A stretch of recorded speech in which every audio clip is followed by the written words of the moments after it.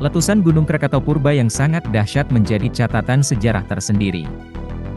Bencana alam itu bahkan disebut-sebut menjadi penyebab terpisahnya Pulau Jawa dan Sumatera. Namun, riwayat tersebut ternyata keliru. Pusat Vulkanologi dan Mitigasi Bencana Geologi, PVMBG, Kementerian ESDM mengatakan, pemisahan Pulau Jawa dan Sumatera akibat letusan Gunung Krakatau, melainkan terjadi jauh sebelum itu. Pulau Jawa dan Sumatera sudah terpisah sebelum munculnya Gunung Krakatau. Pihak PVMBG juga menjelaskan bahwa terpisahnya Pulau Jawa dan Sumatera terjadi akibat aktivitas lempeng bumi. Para ahli telah bersepakat bahwa Pulau Jawa dengan Sumatera dulu menyatu bersama Kalimantan, kemudian membentuk dataran yang disebut Sunda Besar. Pemisahan Jawa dan Sumatera diyakini adalah akibat gerakan lempeng bumi. Walaupun tak sedikit yang berpendapat bahwa letusan Gunung Krakatau sebagai penyebab pemisahan ini. Pendapat yang mendukung pemisahan Jawa dan Sumatera karena letusan Krakatau biasanya mengacu pada Pustaka Raja Purwa yang ditulis pujangga Jawa, Ronggowarsito, pada tahun 1869. Letusan Gunung Krakatau Purba. Letusan itu terjadi di Gunung Krakatau Purba yang sering juga disebut Proto Krakatau. Bencana alam ini tercatat dalam sejarah dengan judul Catatan Pustaka Raja Purwa yang disusun oleh Ranggawarsita. Merujuk pada catatan itu, disebutkan bahwa terdapat gunung meletus yang terletak di Selat Sunda dan disusul oleh gunung-gunung lain yang berada di sebelah baratnya. Namun terjadi ketidakpastian antara tahun 416 atau 535 Masehi yang membutuhkan analisis lebih mendalam agar dapat diketahui lebih tepat. Dalam buku ini dikisahkan, letusan Gunung Kapi, yang belakangan diidentifikasi sebagai Gunung Krakatau, menjadi penyebab pemisahan Pulau Jawa dan Sumatera. Peristiwa ini disebutkan terjadi pada tahun 416 Masehi. Peneliti dari Los Alamos National Laboratory, New Mexico, Ken Wohlets, termasuk yang mendukung tentang kemungkinan letusan besar Krakatau Purba hingga memisahkan Pulau Jawa dan Sumatera. Dia membuat simulasi tentang skenario letusan super. Namun, berbeda dengan Ronggowarsito, Ken menyebutkan, letusan itu kemungkinan terjadi puluhan ribu tahun lalu, melalui penanggalan karbon dan radioaktif. Para ahli geologi memastikan bahwa Krakatau pernah beberapa kali meletus hebat. Sepertinya pembentukan Selat Sunda tidak mungkin karena sebuah letusan tunggal besar.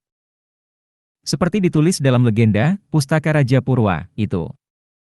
Setidaknya ada dua periode letusan besar di Krakatau.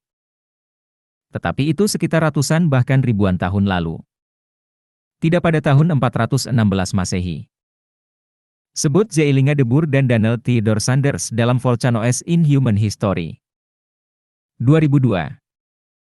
Sementara itu dihimpun dari berbagai sumber.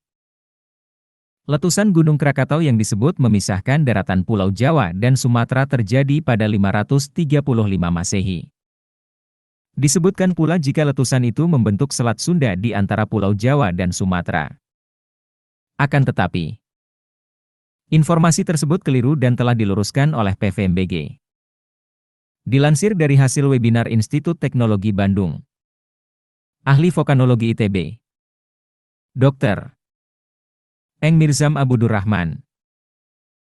Dalam geoseminar yang diadakan Pusat Survei Geologi Kementerian Energi dan Sumber Daya Mineral, ESDM, mengatakan bahwa letusan gunung api daerah ekuator bumi sekitar 100.000 tahun silam berada di 27 titik dan Indonesia menjadi salah satunya. Berdasarkan analisis ilmiah yang terjadi pada abad ke-6, terjadi beberapa peristiwa perlambatan yang memengaruhi pencatatan sejarah. Di antaranya, data lingkaran tahun pada pohon melambat. Terjadi penurunan temperatur kutub secara signifikan. Peningkatan asam sulfat di daerah Greenland serta berakhirnya peradaban. Dari hasil analisis yang mengacu pada anomali abad ke-6 menjadi dasar yang kuat bagi Dr. Mirzam jika Gunung Krakatau Purba meletus pada 535 Masehi. Bagaimana dengan Krakatau yang berada di antara dua sistem geologi Jawa dan Sumatera yang berbeda ini? Krakatau yang berada di titik engsel antara Pulau Jawa dan Sumatera menjadi unik.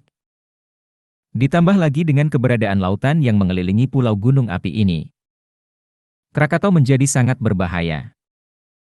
Jika terjadi kebocoran dan air laut menembus ke dalam bumi hingga mendekati kantong magma yang mendidih, letusan besar bisa terjadi.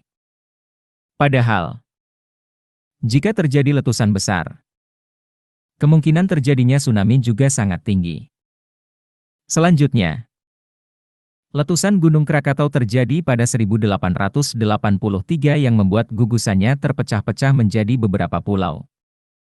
Dampak yang ditimbulkan adalah gelombang besar di kawasan Selat Sunda yang ditaksir menelan hingga 200.000 jiwa. Kemunculan kembali anak Krakatau dari dalam laut pada tahun 1930-an. Setelah letusan besar pada Agustus 1883 dan menghancurkan nyaris seluruh tubuh pulau gunung api ini, menandakan aktivitas tektonik yang menyuplai magma terus terjadi. Akankah anak Krakatau menjadi seperti ibunya yang meletus hebat, mengirim tsunami besar sehingga menewaskan lebih dari 36.000 jiwa? Geolog dan juga penulis buku populer Simon Winchester, 2003, menyebutkan, proses-proses yang mengarah pada kejadian petaka tahun 1883 tidak bisa dihentikan selama proses subduksi atau penunjaman lempeng masih terjadi. Selama itu pula pasokan energi dan magma ke Krakatau masih akan terus terkumpul.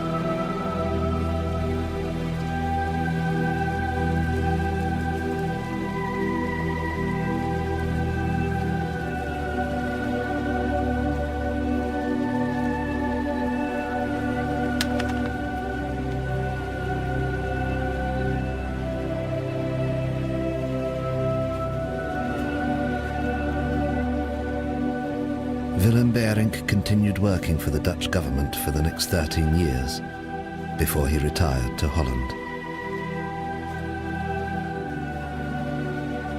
Johanna Beerink's account of the eruption was reported around the world.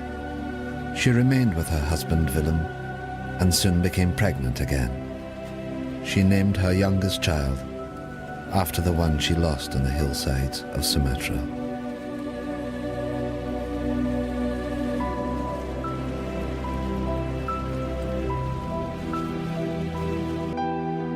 Roger Verbeek's work on Krakatoa went on to become the foundation of modern volcanology. It provided scientists with a detailed eyewitness account of the entire cycle of an eruption for the first time in history. The eruption had far-reaching effects. 20 million tons of sulfur were released into the atmosphere, causing extraordinary sunsets across the planet and lowering global temperatures well into the 20th century. Of Krakatoa itself, almost nothing remained. 12 square miles of solid rock had disappeared in the space of 48 hours. The volcano had literally blasted itself apart. But in 1927, from 300 meters below the Sunda Straits, it erupted again. As Verbeek predicted in his writings, a new volcano formed, growing at a rate of 5 meters every year. The Indonesians called this volcano Anak Krakatoa, son of Krakatoa. Today, millions of people live within sight of it. And it's still growing.